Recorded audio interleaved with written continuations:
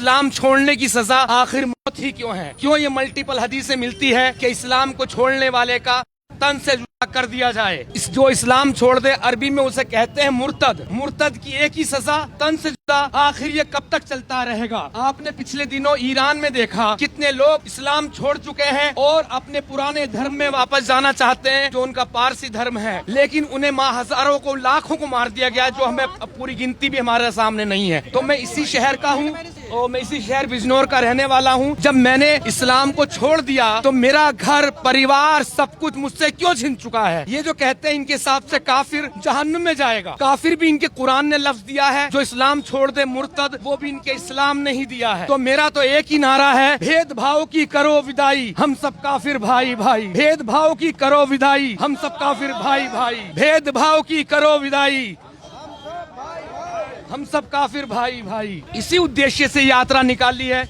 मैं अपने शहर में आकर अपने घर नहीं जा सकता। मतलब ये कट्टरता क्यों और कब तक चलती रहेगी? आखिर कब तक मासूमों का, बेगुनाहों का खून बहता रहेगा?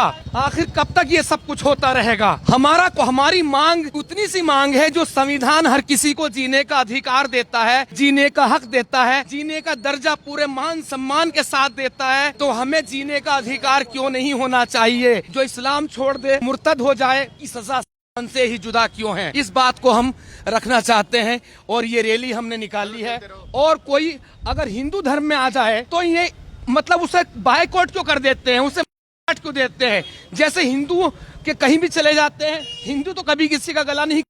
यही एक मकसद, एक इंसानियत भरा मकसद है। एक बार फिर से हम यात्रा में जुड़ चुके हैं और तमाम एक्स मुस्लिम यहाँ पे इस पद यात्रा में शामिल हुए हैं। उन लोगों से बातचीत करते हैं कि पद यात्रा का उनका क्या उद्देश्य है और वो अपने आगे उन्होंने एक्स क्यों लगा लिया, एक्स मुस्लिम से संदर्भ क्या है। महिलाएं भी इस पद यात्रा में मौजूद हैं। क्या नाम हुआ? साइमा। ये अपने नाम के आगे एक्स मुस्लिम से क्या मैसेज दे रहे हैं आप? एक्स मतलब क्या? एक्स मुस्लिम मतलब क्या? एक्स मुस्लिम मैम की पहले मैं मुसलमान थी और अब मैं हिंदू हो गई, और ऐसा होता ही नहीं है मैम। जो मतलब हिंदू ही पैदा होता है, ये तो बनते हैं, मतलब बना देते हैं मुसलमान।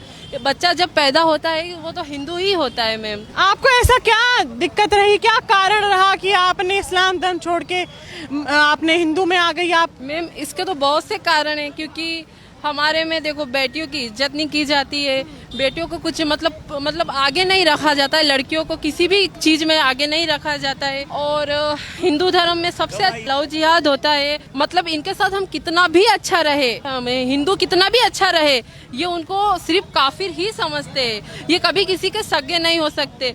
ये जिस धरती पर रहते हैं, जिस भारत की मतलब जिस धरती पर रहते हैं, ये उसको नहीं मानते, ये किसी को नहीं मानते। मतलब ये यूँ चाहते हैं कि यहाँ पर हमारा राज हो, सिर्फ जो हम चाहे।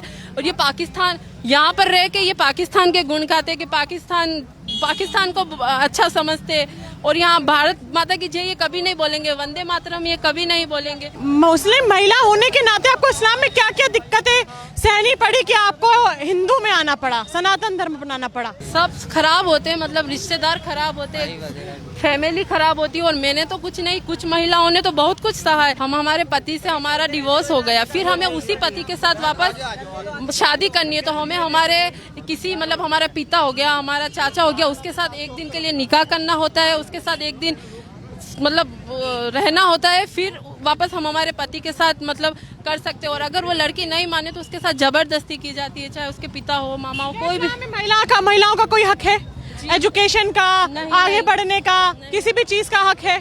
नहीं, किसी पे हक नहीं है। प्रॉपर्टी पे हक है कि बाप के पापा की प्रॉपर्टी बेटी को? नहीं, किसी पे हक नहीं है। लड़की मजबूर हो गए हैं हिंदू धर्म अपनाने को? जी, मुझे अच्छा लगता है हिंदू धर्म अपनाना है, इसलिए अच्छा लगता है मुझे।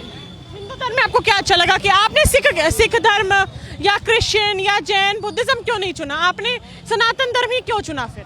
मैम सनातन धर्म, बाकी दूसरे धर्म तो बनाए गए, सनातन धर्म बनाया नहीं गया है, इसलिए सनातन धर्म खुद में एक है, इसलिए। आपका क्या नाम हुआ?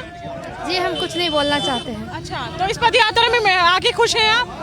हम कुछ बोलना ही नहीं चाहते। मैं उत्तराखंड के चक्राता से हूँ और एक्स मुस्लिम पद यात्रा पे शामिल हूँ। ये यात्रा बिजनौर से हर की पेड़ी तक चल रही है और ये विश्व में पहली पद यात्रा है जो एक्स मुस्लिम द्वारा की जा रही है। आप इस पद यात्रा में शामिल क्यों हो रहे हैं? पीछे का कोई मोटिव है, कोई कारण? मोटिव कुछ नहीं है, सनातन में सभी का स्वागत है और यदि ये हरिद्वार जो है हिंदुओं की राजधानी है और यहाँ पर पूरे विश्व भर के हिंदू हरिद्वार आते हैं, तो यहाँ पे जो एक्स मुस्लिम पदयात्रा है, जिन भाइयों ने इस्लाम छोड़ दिया है उनके स्वागत के लिए बाहें फैलाए हुए पूरे मान सम्मान और फूल मालाओं के साथ में हम स्वागत कर रहे हैं और इसीलिए हम हरिद्वार शामिल है। अगर एक्स मुस्लिम सनातन धर्म के बजाय कोई और धर्म में शामिल होते तो भी आप कई दिल से स्वागत करते?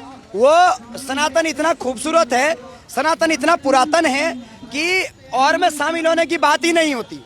और ये सब विचारों से बिल्कुल मिले में है। 2-2, 3-3, 4-4 पीढ़ी पहले इस्लाम में गए हैं, वापस आ रहे हैं। सुबह का भटका हुआ यदि शाम को वापस आ रहा है तो उसको भूला नहीं कहते। तो इसलिए सभी का सनातन में स्वागत है और हरिद्वार की हिंदुओं की राजधानी, सनातनियों की राजधानी हरिद्वार में सभी का स्वागत है, इसीलिए हम लोग इसका समर्थन कर रहे हैं। आप उत्तराखंड से हैं, आपके जो सीएम है पुष्कर सिंह धामी, उन्होंने मदरसा बोर्ड पे बैन लगा दिया है, इसको कैसे देखते हैं? बहुत अच्छा काम है, मदरसा बोर्ड पे बैन लगाया है। मैं पुष्कर सिंह धामी जी का धन्यवाद करता हूँ। उत्तराखंड के अंदर 10,000 हेक्टेयर भूमि वन विभाग की खाली कराई है, सरकारी भूमि खाली कराई है, जहाँ अवैध रूप से मजारें बनी हुई थी। उत्तराखंड के अंदर स्थायी निवास प्रमाण पत्रों की जांच हुई, लाखों लोग बाहर हुए जो अवैध रूप से बांग्लादेशी और पाकिस्तानी रह रहे थे, उन लोगों को बाहर किया, बहुत अच्छी बात है। और जितने भी उस देशों से आए हुए लोग थे उन लोगों को नागरिकता दी, जिससे जो है सनातन आगे बढ़ रहा है। और ये उत्तराखंड के अंदर पहले मुख्यमंत्री है जिन्होंने शिवाजी महाराज जैसा, जिन्होंने कभी पृथ्वीराज चौहान जैसा, अशोक सम्राट जैसा काम किया है। पुष्कर सिंह धामी के 9 साल कैसे रहे हैं?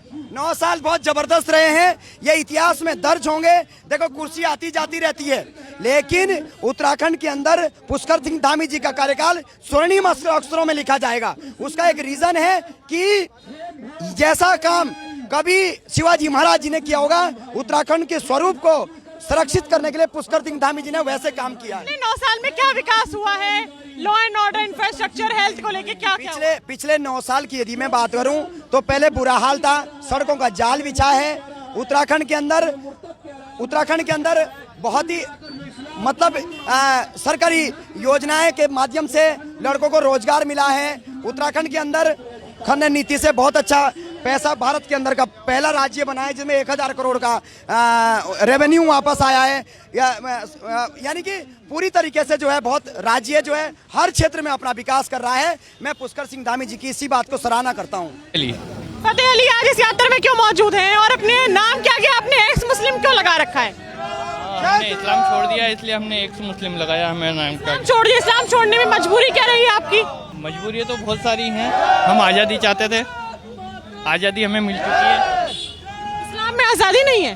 आज़ादी नहीं है, बहुत सी पाबंदियाँ हैं। जैसे ऐसी क्या पाबंदी, ऐसी क्या पाबंदी है कि आपको सनातन धर्म मतलब अपनाना पड़ा? और आपको ऐसा क्यों लगता था इस्लाम में कि आपके पास आज़ादी नहीं है और ये आज़ादी आपको सिर्फ सनातन धर्म में ही मिलेगी? इस्लाम के खिलाफ कुछ भी नहीं बोल सकते हैं। काफी जो लोग हैं वो तो ये बोलते हैं कि इस्लाम धर्म बहुत ही अच्छा है, उसमें हमने आज़ादी है, आप कहीं भी आ जा सकते हैं, मुस्लिम महिलाओं को आज़ादी है। तो आपको किस तरीके की दिक्कत सहनी पड़ गई? वो सिर्फ मुंह से बोलने में ही मतलब आज़ादी है इस्लाम में, बाकी रियल में अगर देखा जाए तो आज़ादी नहीं है। नहीं है। आपका क्या नाम हुआ? इकरार। हाँ, आज इस यात्रा में शामिल क्यों हुए हैं आप और ये यात्रा कहाँ तक जाएगी?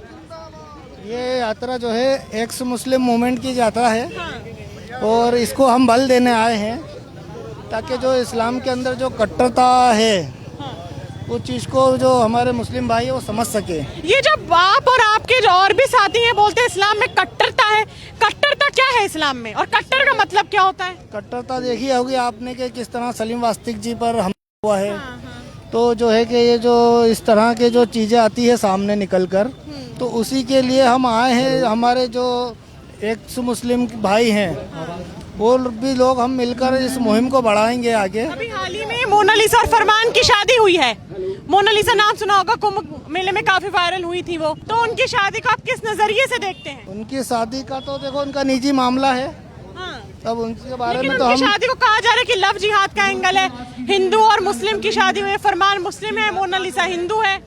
हाँ वो तो सुना था, लेकिन हम तो जो है कि एक्स मुस्लिम यात्रा में आए हैं तो हमें तो एक्स मुस्लिम को सपोर्ट करना है ताकि एक्स मुस्लिम बढ़े।